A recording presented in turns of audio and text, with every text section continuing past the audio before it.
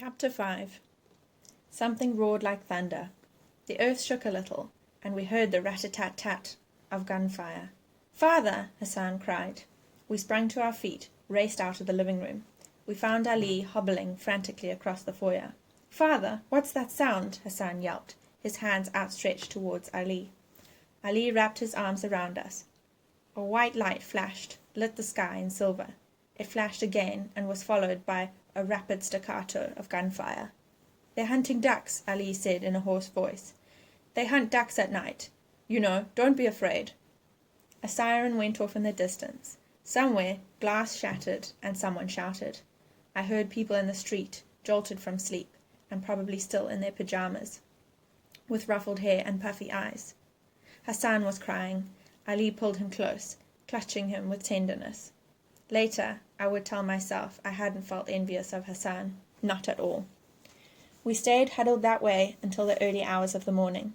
The shootings and explosions had lasted less than an hour, but they had frightened us badly, because none of us had ever heard gunshots in the streets. They were foreign sounds to us then. The generation of Afghan children, whose ears would know nothing but the sounds of bombs and gunfire, was not yet born. Huddled together in the dining room and waiting for the sun to rise, none of us had any notion that a way of life had ended.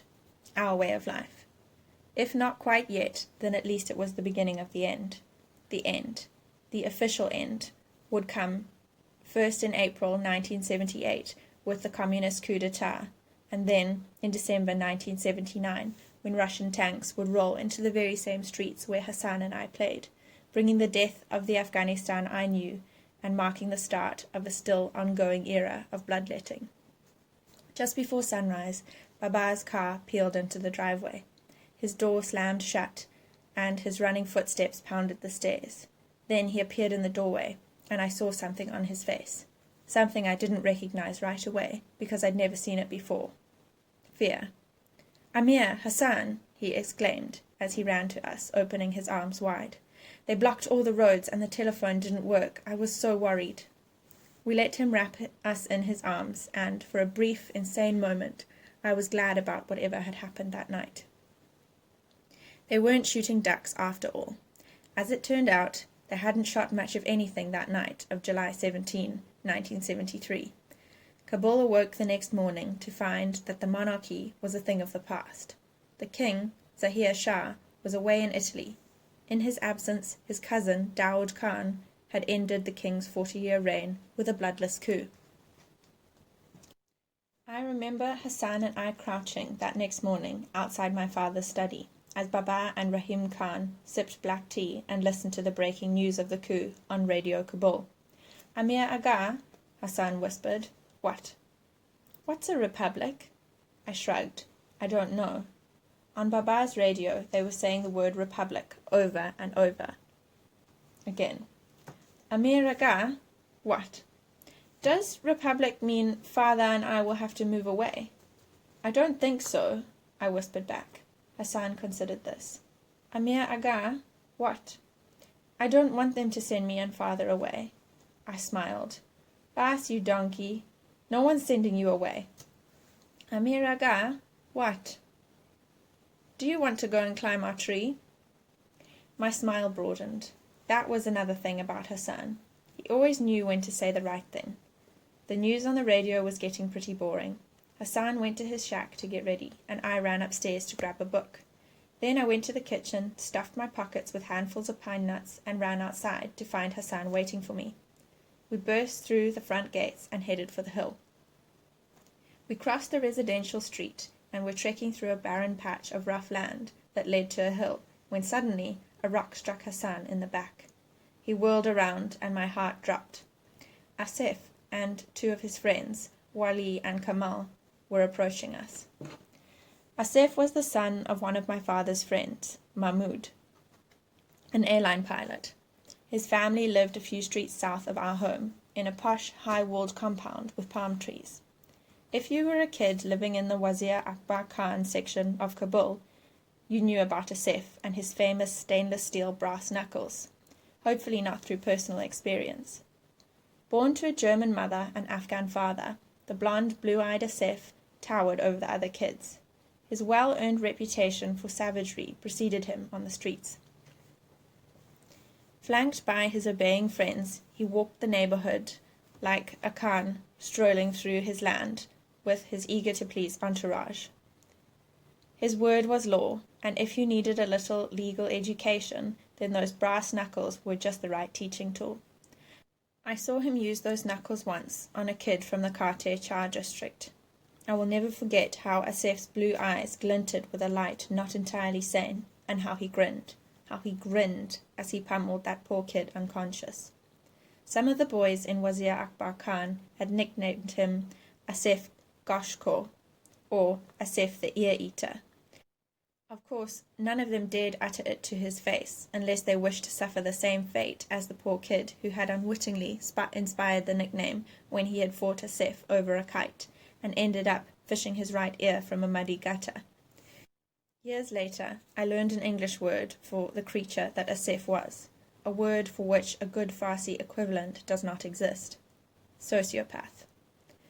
Of all the neighborhood boys who tortured Ali, Asif was by far the most relentless. He was, in fact, the originator of the Babalu jeer. "Hey, Babalu, who did you eat today, huh? Come on, Babalu, give us a smile." And on days when he felt particularly inspired, he spiced up his badgering a little. "Hey, you flat-nosed Babalu, who did you eat today? Tell us, you slant-eyed donkey." Now he was walking towards us, hands on hips, his sneakers kicking up little puffs of dust. "Good morning, Kunis," Asif exclaimed, waving. Fag. That was another of his favourite insults. Hassan retreated behind me as the three older boys closed in. They stood before us, three tall boys dressed in jeans and t-shirts, towering over us all. Asif crossed his thick arms on his chest, a savage sort of grin on his lips.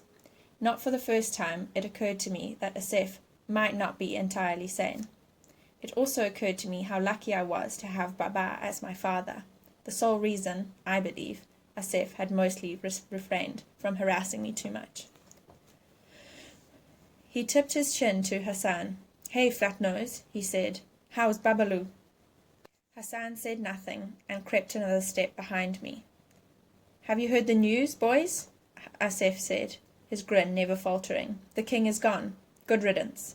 Long live the president. My father knows Daoud Khan. Did you know that, Amir?" "So does my father," I said. In reality, I had no idea if that was true or not. "So does my father," Asif mimicked me in a whining voice. Kemal and Wiley cackled in unison. I wished Baba was there. "Well, Daoud Khan dined at our house last year," Asif went on. "How do you like that, Amir?" I wondered if anyone would hear us scream in this remote patch of land. Baba's house was a good kilometre away. I wished we'd stayed at the house. "Do you know what I will tell Daoud Khan the next time he comes to our house for dinner?" Asif said. "I'm going to have a little chat with him, man to man, mud to mud. Tell him what I told my mother, about Hitler. Now, there was a leader, a great leader, a man with vision. I'll tell Daoud Khan to remember that if they had let Hitler finish what he had started, the world would be a better place now."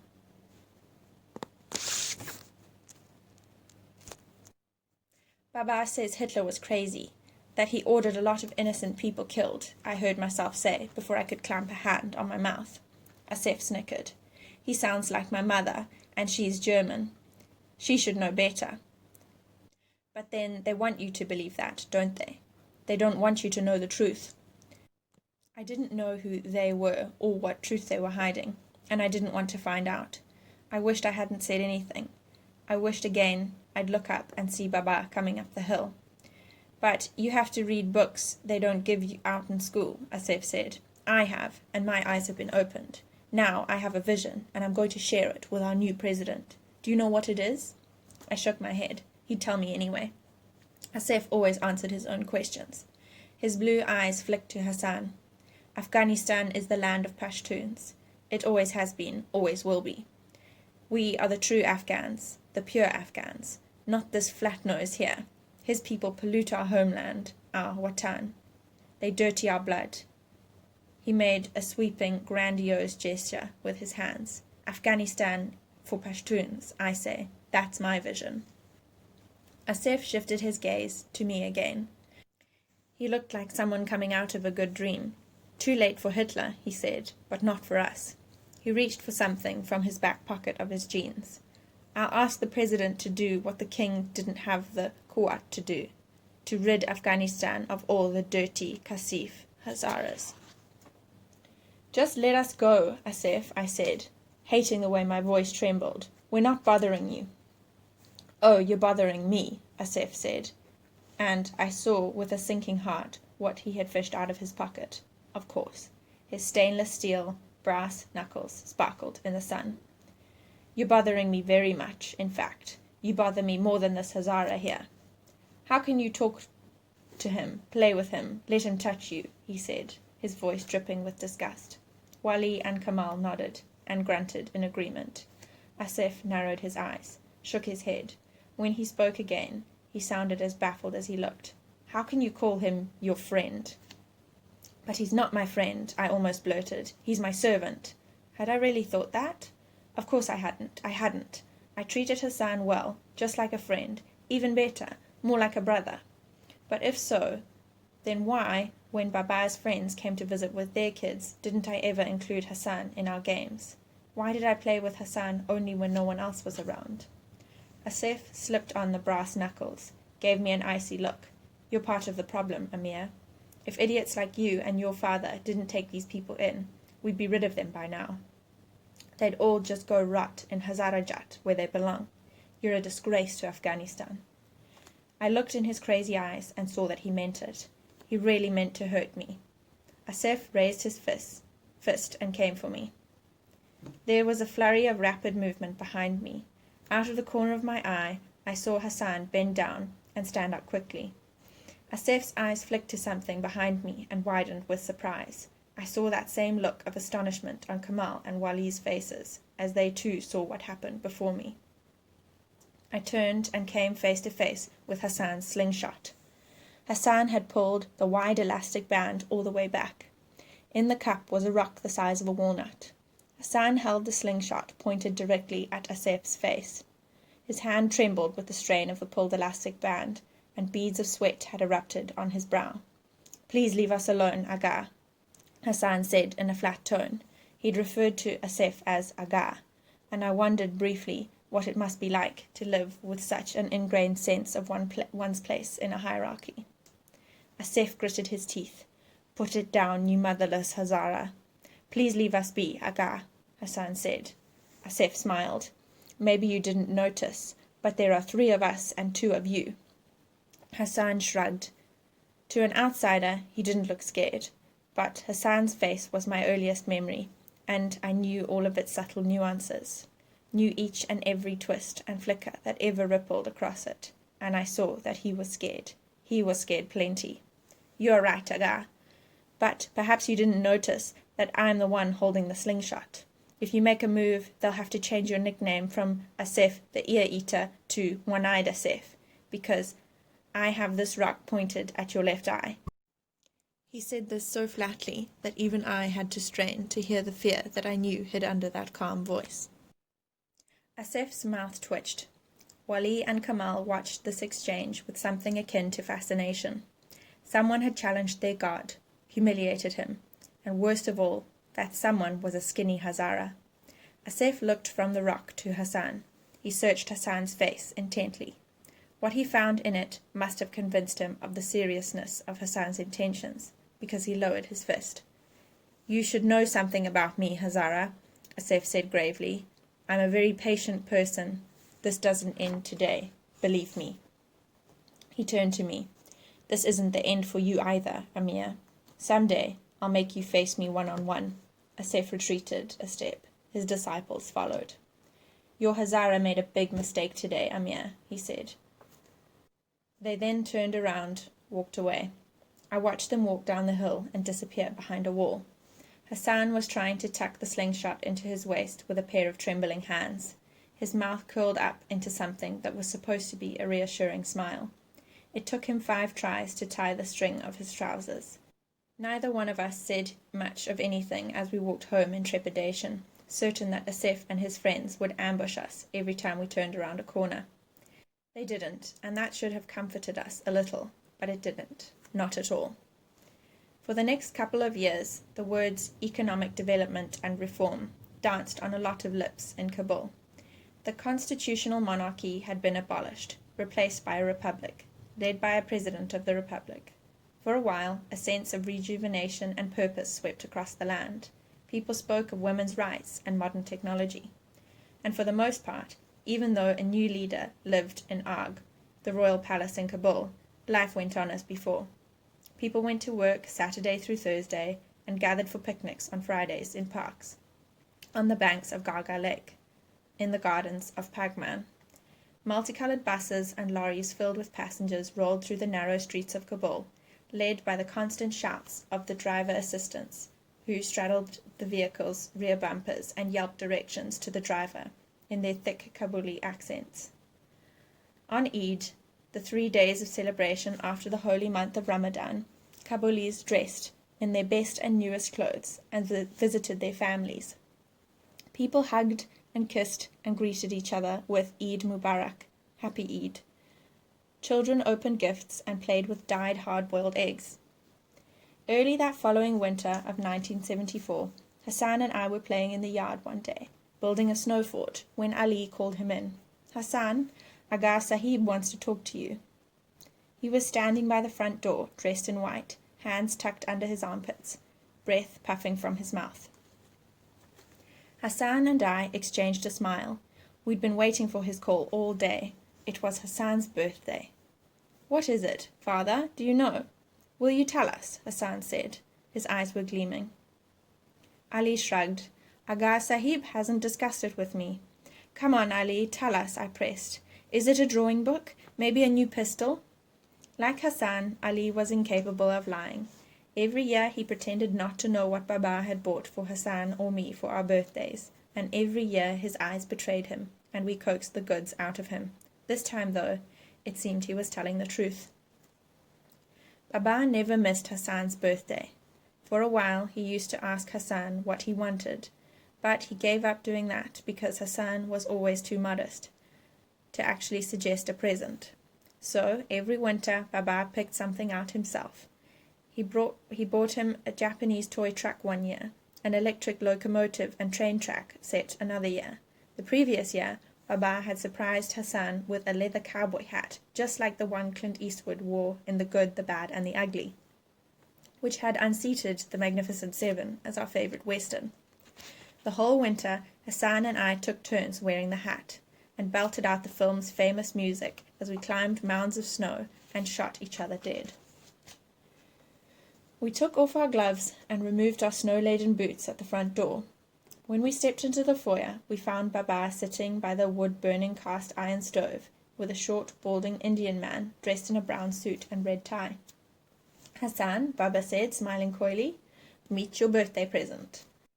Hassan and I traded blank looks. There was no gift-wrapped box in sight, no bag, no toy, just Ali standing behind us and Baba with this slight Indian fellow who looked a little like a mathematics teacher. The Indian man in the brown suit smiled and offered Hassan his hand. "I am Dr. Kumar," he said. "It's a pleasure to meet you." He spoke Farsi with a thick, rolling Hindi accent. "Salam alaikum," Hassan said uncertainly. He gave a polite tip of the head, but his blue eyes sought his father behind him. Ali moved closer and set his hand on Hassan's shoulder. Baba met Hassan's wary and puzzled eyes. "I have summoned Dr. Kumar from New Delhi. Dr. Kumar is a plastic surgeon. Do you know what that is?" The Indian man, Dr. Kumar, said. "Do you know what that is?" The Indian man, Dr. Kumar, said. Hassan shook his head. He looked to me for help, but I shrugged. All I knew was that you went to a surgeon to fix you when you had appendicitis. I knew this because one of my classmates had died of it the year before, and the teacher had told us they waited too long to take him to a surgeon. We both looked to Ali, but of course with him you could never tell. His face was impassive as ever, though something sober had melted into his eyes. "Well," Dr. Kumar said, My job is to fix things on people's bodies, sometimes their faces. Oh, Hassan said. He looked from Dr. Kumar to Baba to Ali. His hand touched his upper lip. Oh, he said again. It's an unusual present, I know, Baba said, and probably not what you had in mind, but this present will last you forever. Oh, Hassan said. He licked his lips, cleared his throat. Aga Sahib, will it... Nothing doing, Dr. Kumar intervened, smiling kindly. It will not hurt you one bit. In fact, I will give you a medicine and you will not remember a thing. Oh, Hassan said. He smiled back with relief. A little relief, anyway. I wasn't scared, Aga Sahib. Hassan might have been fooled, but I wasn't. I knew that when doctor said it wouldn't hurt, that's when you knew you were in trouble. With dread, I remembered my circumcision the year prior. The doctor had given me the same line, reassured me it wouldn't hurt one bit. But when the numbing medicine wore off later that night, it felt like someone had pressed a red, hot coal to my loins. Why Baba waited until I was 10 to have me circumcised was beyond me, and one of the things I will never forgive him for. I wished I too had some kind of scar that would beget Baba's sympathy. It wasn't fair. Hassan hadn't done anything to earn Baba's affections. He'd just been born with that stupid hair lip. The surgery went well. We were all a little shocked when they first removed the bandages, but kept our smiles on just as Dr. Kumar had instructed us. It wasn't easy because Hassan's upper lip was a grotesque mesh of swollen raw tissue. I expected Hassan to cry with horror when the nurse handed him the mirror. Ali held his hand as Hassan took a long, thoughtful look into it. He muttered something I didn't understand. I put my ear to his mouth. He whispered it again. Tashako. Thank you. Then his lips twisted, and that time I knew what he was doing. He was smiling, just as he had emerging from his mother's womb. The swelling subsided, and the wound healed with time. Soon it was just a pink, jagged line running up from his lip. By the following winter, it was only a faint scar, which was ironic, because that was the winter that Hassan stopped smiling.